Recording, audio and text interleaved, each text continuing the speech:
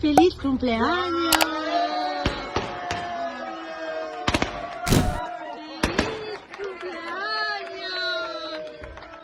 Ouais, petit cadeau pour un anniversaire, vous pensez à la payer la voiture avec l'argent de Ronaldo, avec son argent, la Georgina?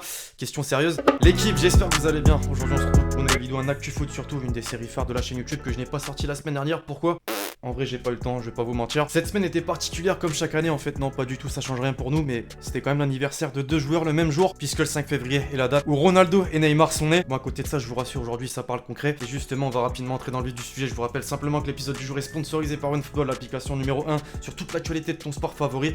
Gratuit et dispo dans la description, mais c'est pas tout. Certains me demandaient dans les commentaires qu'est-ce qu'il en est de Cashback Paris Sportif. Il en est tout simplement que le partenariat est toujours d'actualité, je fais toujours partie de cette équipe et le site est grandement en train d'évoluer. Pour ceux qui n'en avaient encore jamais entendu parler d'ailleurs, c'est en fait une équipe de parieurs qui propose tous les jours des pronos. La Ligue des Champions approche vraiment à grands pas, donc n'hésitez pas à aller faire un tour sur le site et utiliser mon coupon de réduction LEXCITY30.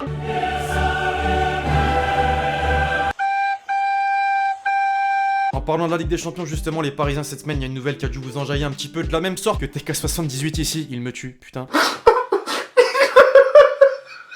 Puisque Reus est officiellement forfait pour 4 semaines et donc manquera le 18 février prochain, le 8ème de finale de la Ligue des Champions aller face au Paris Saint-Germain. Alors certes, les Sancho, Haaland sont toujours là, mais Reus, on se le dit, c'est quand même un élément clé de cette attaque. À côté de ça, certains clubs ont fait quelques changements dans la liste des joueurs qui vont participer aux phases finales de la Ligue des Champions. Le PSG, bon, fallait s'en douter. Rive Choupo-Moting pour la suite de la compétition. Liverpool de son côté a inclus Takumi Minamino dans sa liste. Vous savez, le joueur qui a été recruté en début de mercato. Pépite.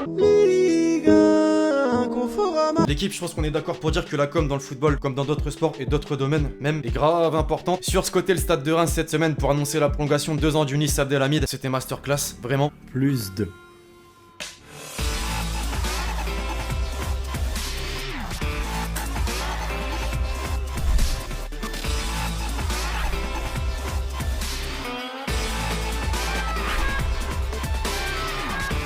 Certains devront en prendre exemple, je ne vise personne à Tembe Narfa. Que c'est sur le maillot, ça fait joli, je trouve.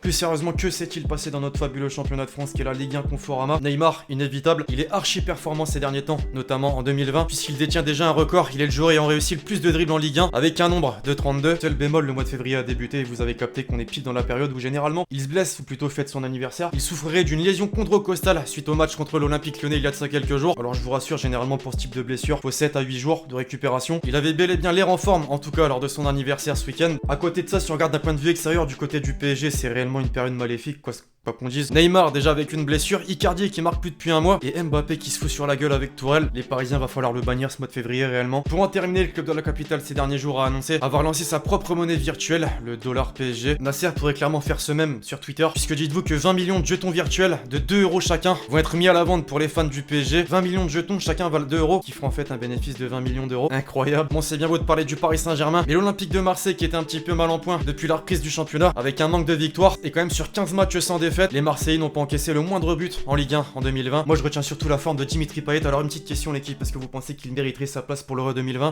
Petite ou plutôt grosse info de l'Olympique Lyonnais également, puisque Fly Emirates devrait être le sponsor maillot principal de l'Olympique Lyonnais à partir de la saison prochaine. À titre de comparaison, le sponsor maillot actuel permet à Lyon d'engranger 6 à 7 millions d'euros annuels, alors que là Fly Emirates va permettre de faire entrer à Olas 20 millions d'euros par an. C'est tout bénef. Maintenant je pense que c'était assez culotté de la part d'Olas de critiquer le Qatar. On va conclure avec le classement du championnat de France. Marseille conforte sa deuxième place notamment grâce à sa victoire contre Saint-Etienne.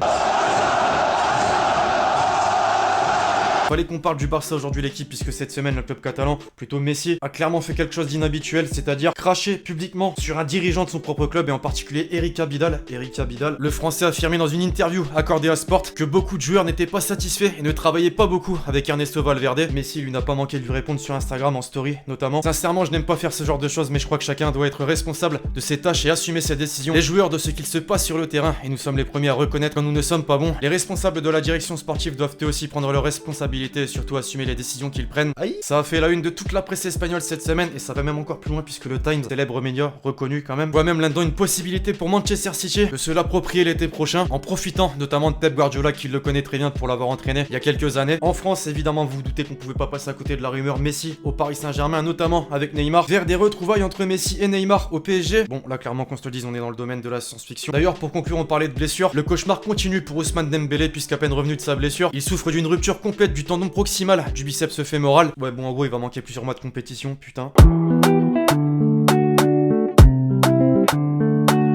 Les déclats marquantes à présent de la semaine, on commence avec Aouar. Lionel Messi est imprévisible, il marche et à tout moment il peut accélérer. Il faut vraiment rester attentif à Tem Ben Arfa. Honnêtement, après Messi, c'est le joueur qui m'a le plus impressionné sur un terrain. Et avec lui justement, faut parler que de terrain. Le maestro Ronaldinho sur Martinelli, jeune joueur en train d'exploser du côté d'Arsenal. C'est une chose d'avoir du talent, mais c'en est une autre d'avoir de la confiance à 18 ans. Il me rappelle Ronaldo lorsqu'il avait inscrit 30 buts dès sa première saison en Europe et les gens se disaient qui est ce jeune brésilien à suivre de très près. Rummenigge, le président du Bayern, Manuel a inventé le gardien de but footballeur et a révolutionné cette position. Je me souviens encore comment Pep Guardiola, après avoir remporté un championnat, voulait sérieusement le faire jouer au milieu de terrain. Ça aurait été tellement insolent. André Villas-Boas, que tous les Marseillais apprécient visiblement. Dimitri Payet est un génie du foot et c'est très bien qu'on puisse en profiter. Un génie du foot, peut-être pas, en revanche, vraiment très en forme. Qu'est-ce que j'aimerais le voir jouer l'Euro 2020, qui nous refasse le même Euro qu'en 2016. On va conclure avec des déclarations concernant le Paris Saint-Germain. Neymar, tout d'abord, dans son discours d'anniversaire, pour la première fois, je me sens pleinement heureux à Paris. Je vais tout faire avec mes partenaires pour tout gagner cette année. Ce que les Parisiens voulaient entendre est entendu. Sur son fils, désormais, il est fan de Messi, Mbappé et Cristiano Ronaldo. Quand il joue aux jeux vidéo, ses attaquants sont Messi, Ronaldo et Mbappé. Il manque pas non plus d'avouer son affection pour Mbappé. C'est un phénomène, il pourrait devenir l'un des plus grands footballeurs de l'histoire. Jouer avec lui est un immense honneur. Nous nous comprenons parfaitement sur et hors du terrain. Je l'adore. Et enfin, pour conclure, Thomas Tuchel sur l'altercation qu'il a eu avec Mbappé justement lors de son changement contre Montpellier. Aucun joueur n'aime sortir, mais ce ne sont pas de bonnes images. On ne fait pas du tennis, on joue au foot et on doit donc avoir du respect pour tout le monde. Ça se tient.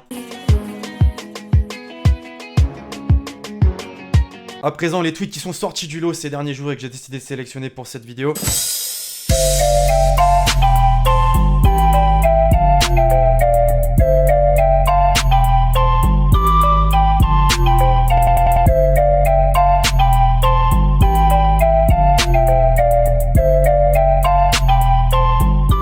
Second poteau, Pavard.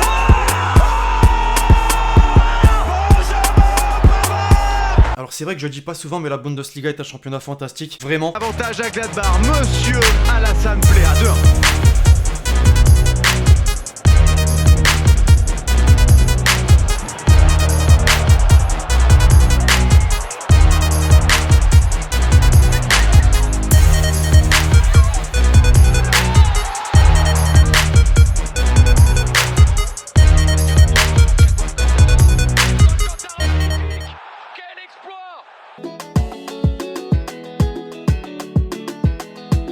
Enfin, pour conclure l'équipe, comme d'habitude, l'hashtag Hélène. Pour toi, quelle est la meilleure équipe actuellement sur le papier? C'est compliqué à dire, mais je pense que tout le monde a à peu près le même avis. Le Paris Saint-Germain, qu'on se le dise sur le papier, tu vois Neymar, Mbappé, Icardi, Di Maria, Cavani, qui est encore là, faut pas l'oublier. Et pas que, même au milieu de terrain, on va peut-être pas tous les citer, mais sur le papier, réellement, le Paris Saint-Germain fait très peur. Sinon, évidemment, sans regarder le papier, la meilleure équipe actuelle, c'est clairement Liverpool. Bref, voilà l'équipe, c'est tout pour l'épisode Actu Foot du jour. J'espère vraiment que vous l'avez kiffé. Je compte sur vous, c'est le cas, pour lâcher le gros pouce bleu. N'oubliez pas le commentaire avec votre question, plus l'hashtag Hélène pour le prochain épisode. Puis d'ici là, on se retrouve très vite sur la chaîne YouTube pour de nouvelles vidéos. C'était Lexity. Ciao, ciao.